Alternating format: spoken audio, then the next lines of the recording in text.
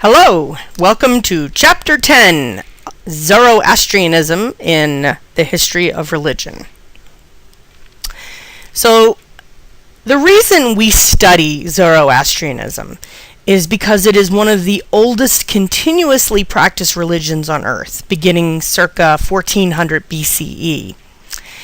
It started in ancient Persia, which is Iran today, and here's an old map that kind of gives you some perspective. Up here is Russia, the Balkans, Greece, Persia's down here, Saudi Arabia, Egypt.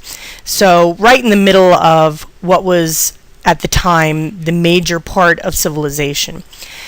The major reason we study Zoroastrianism to such an extent is that when you look at the elements that are found in Judaism, Christianity, and Islam, you can trace a lot of them directly back to Zoroastrianism. And despite it at one point being one of the really popular religions, it has shrunk significantly, especially in Iran, which is a very Muslim-based country. So today there's only about 250,000 followers who worship Zoroaster.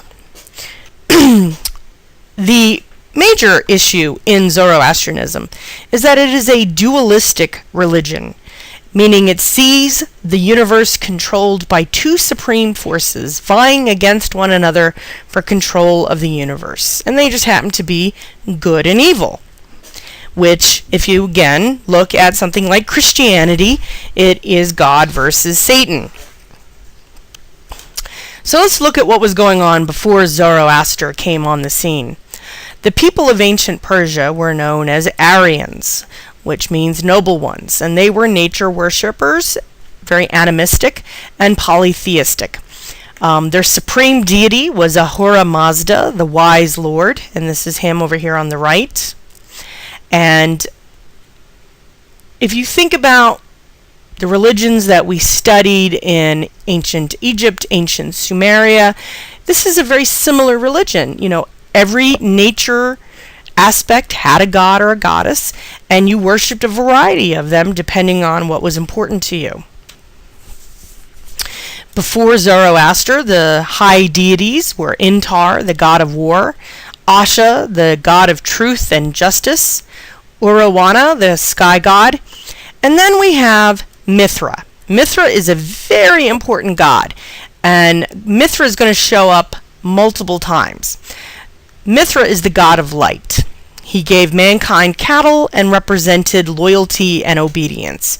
Kind of like if you think of the Greek myth Prometheus. And he is, of course, the most popular of all gods. And you always see Mithra slaying a cow or a beast, a cattle, and it is his domination and how he gave this animal to humankind. Lesser deities are known as devas, the sun, the moon, the earth, the wind, and the fire. And of course, not the wind, the water. So then Zoroaster, otherwise known as Zarathustra, comes on the scene. Zarathustra, Spitmata, was born into a warrior clan connected to the royal family of Persia circa 1400 BCE. It's about 3,400 years ago. He trained as a priest, an Aryan priest, and he married 3 wives and had 6 children. One day, while he was drawing water from a river, pondering the great religious questions, an angel appears to him, Vohumana, and in the writings about this moment, it is emphasized that the angel was 9 times taller than a man. It's a metaphorical way of saying how superior the angel was. The angel told Zoroaster that there was only one true god, Ahura Mazda, and the rest of the gods were false, and that Zoroaster was to be a prophet. So for 10 years, he went around preaching the new gospel, and he was roundly rejected and condemned as a heretic, filled with evil spirits. So things were not going well for him, until finally his cousin converted and joined him on his travels. Eventually, Zoroaster gains an audience with King Vishtaspa, to try and convert him. And, not surprisingly, things did not go well for him. He stayed for several years and endured a prison sentence, but ultimately he was successful in converting the king. Because, and this is the traditional story, the king's favorite horse fell ill, and Zoroaster said, "My God, my one God, will heal your horse if you agree to convert." And of course, the horse is healed, and the king agrees to convert. Zoroaster continues to travel and convert followers, which is of course much easier now that the king is Zoroastrian. During a holy war when Zoroaster was 77, he was attacked and killed while tending a sacred flame in a temple.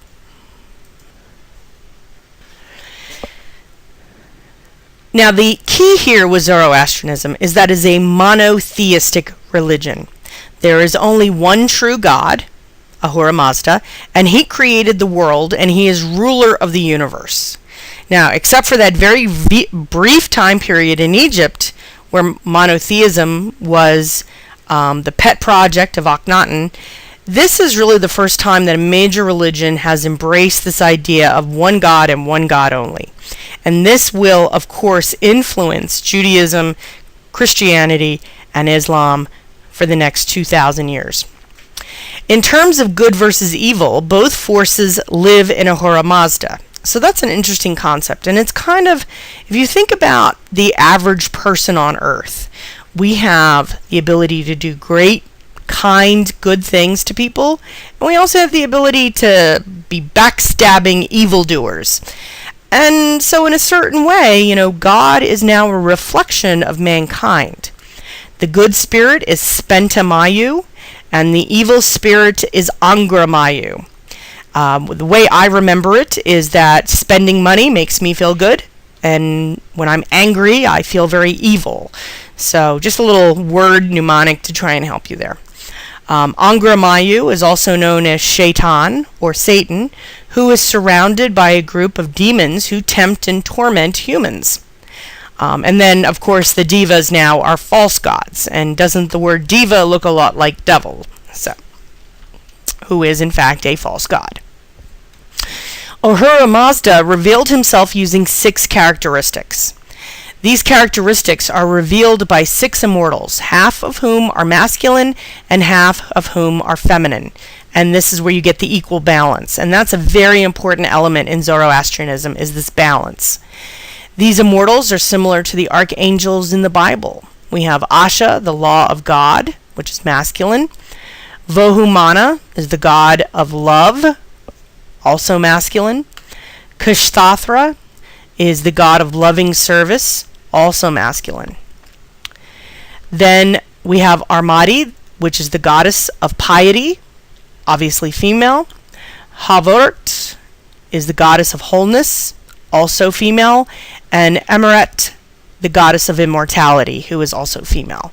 So there's no easy sense of, war being masculine and fertility being feminine. It's a little bit more complex than that. Faithful Zoroastrians pray to these immortals for blessings. In addition to the 6 characteristics, there are also angels called Yazata, or adorable ones. They are an unlimited number of angels surrounding the throne of God, but 3 are specifically mentioned by Zoroaster. First, we have Shrasha, the guardian of humanity. Ashi Vangui, rewarder of good deeds. And look who shows up, Mithra, most popular of the angels and the ideal of soldiers.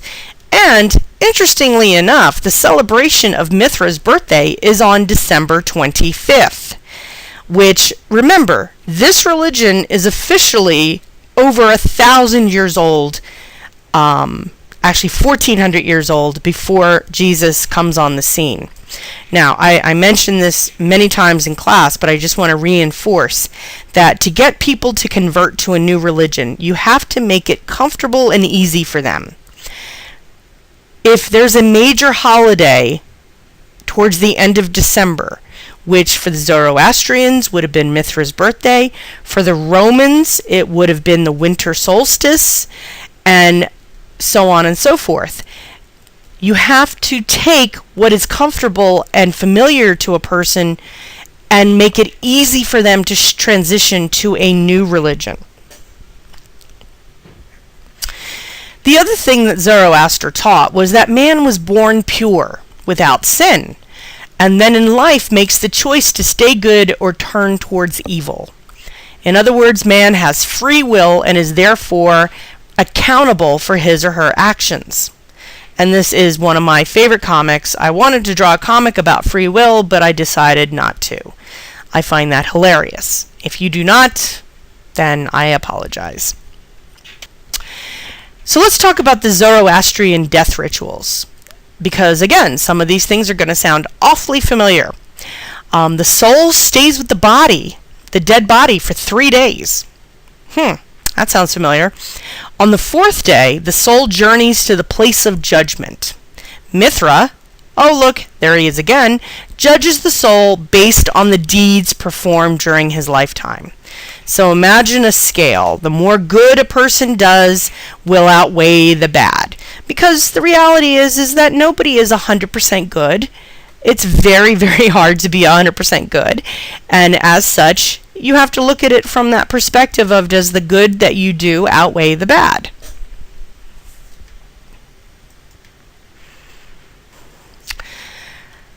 So if you were judged to be evil, you went to hell. You crossed what's called the Chinvat Bridge. And here we go with a little picture of the bridge. And if you are evil, the bridge turns into the edge of a sword. So you're going up this nice wide bridge, and then all of a sudden it now becomes narrower and narrower until it is just the width of a sword. Your soul is tormented by an old hag. That is not me, by the way, in case you're wondering. Until you fall off the bridge and plummet into hell, where particularly nasty punishments await for you. And I read some of these in class, but if you missed it in class, turn to page 231 and 232 in your textbook. I highly recommend that you not eat when you read what is going to happen to people in hell. In general, hell contains foul smells, evil food, souls are packed tightly together, although they believe they are in total isolation. So it is not a good place to be. On the other hand, if you were judged to be good, you go to paradise. So you cross the Chinvat Bridge, which opens to a wide open path. The soul is greeted by beautiful maidens who escort you to paradise. And for those of you who know anything about how they Islamic terrorists convince young people to join the fight, they promise them 40 virgins when they get to paradise. And so, again, you can kind of see the correlation. Paradise is a place of beauty, light, and noble souls. So let's talk about eschatology. And to define eschatology, it's the religious stories or mythologies of the end of the world and the final moments of mankind. So it's the end of days, so to speak. In Zoroastrianism, the eschatology is that it'll be a 3,000-year struggle between good and evil, punctuated by evil's final assault. During the final assault, the sun and moon will darken, and mankind will lose its reverence for religion, family, and elders. For those of you who've read the Christian Bible, pretty much that's how they describe the end of days. So again, you can see this correlation. The world will fall into a winter, and Angra Mayu's most fearsome miscreant, Azidahaka, will break free and terrorize the world. The final savior of the world, Saoshyant, will be born to a virgin, sound familiar, impregnated by the seed of Zoroaster while bathing in a lake.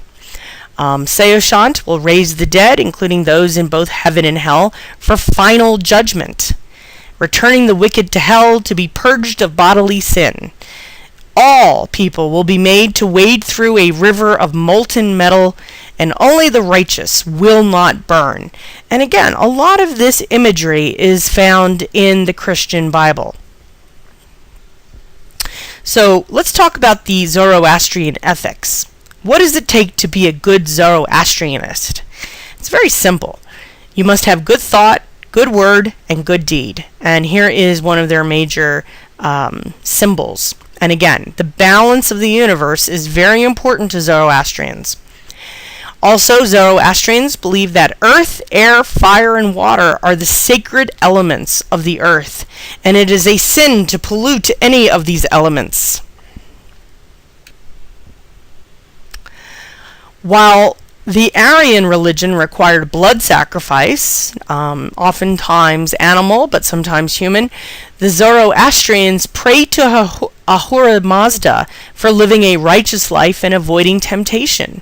So now you're seeing a shift from communicating with God through sacrifice to communicating with God through prayer, which is an extremely important element of Judaism, Christianity, and Islam.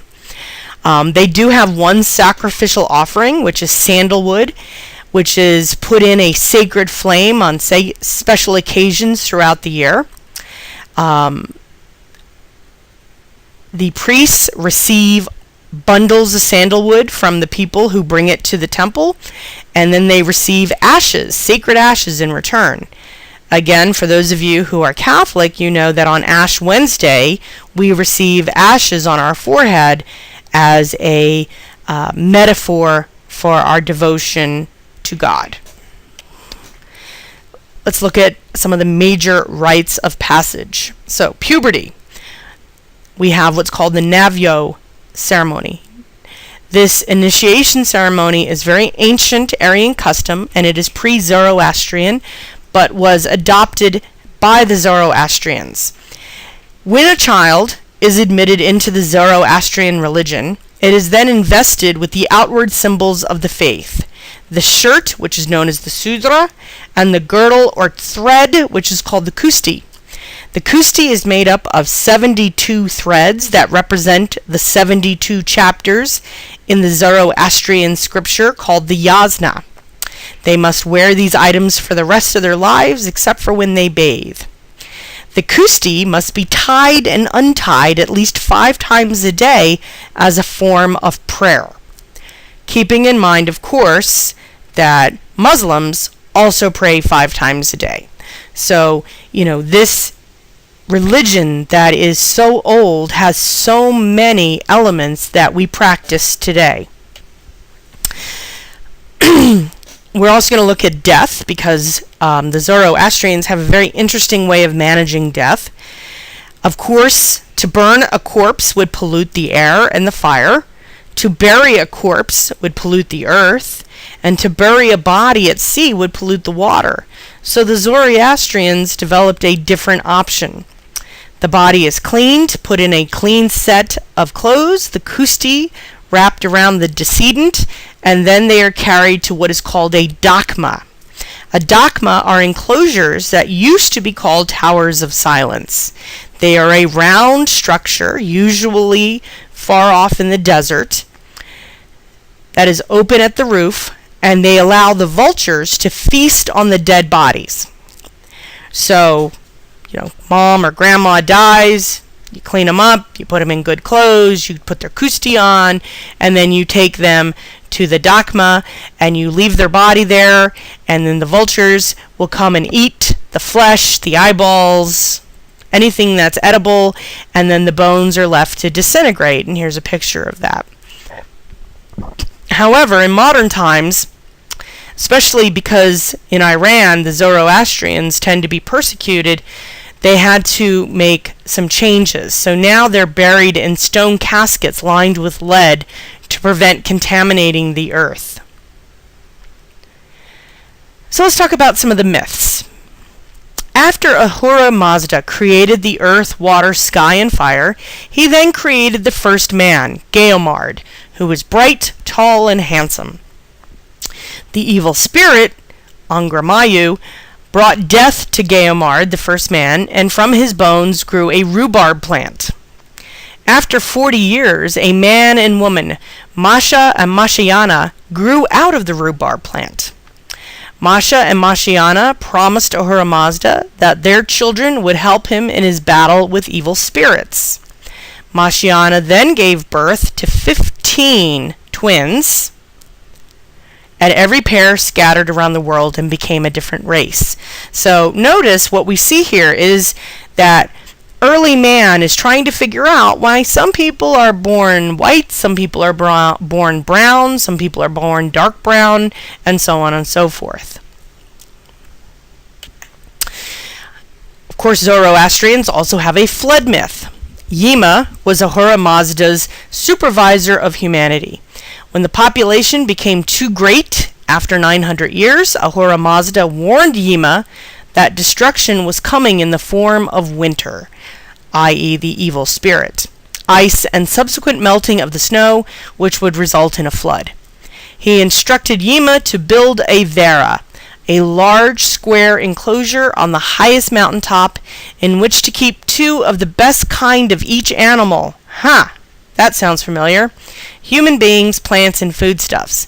Within the enclosure, men passed the happiest of lives, with each of the 40 years seeming like a day. And again, there's that number 40. It becomes very, very representative within the Jewish and Christian religions. And here's an example of what they think the Vara would have looked like. So before we finish this lecture, I just wanted to briefly talk about Christianity and Zoroastrianism and point out some of the major overlaps. First, of course, we have dualism, good versus evil, judgment at death. Do you go to heaven or hell? A savior born of a virgin. A final judgment, so everyone has to be judged a second time at the end of days. And then finally, resurrection for those who are seen as righteous. So, if you have any questions or you need more information, please text or email me, and I will see you all next week.